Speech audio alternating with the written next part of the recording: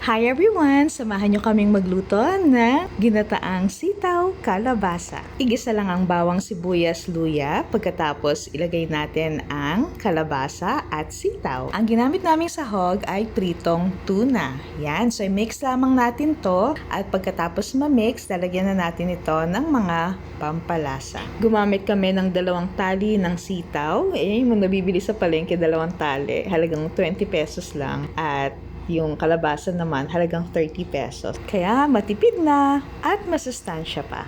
So yun, nilagay na natin yung paminta.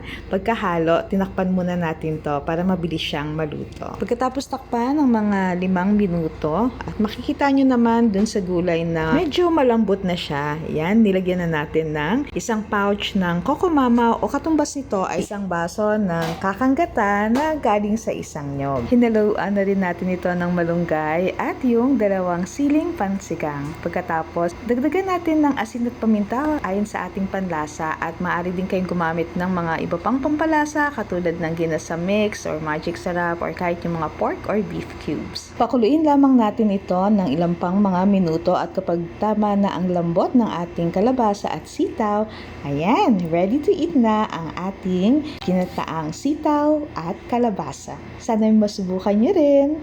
Thank you for watching. God bless.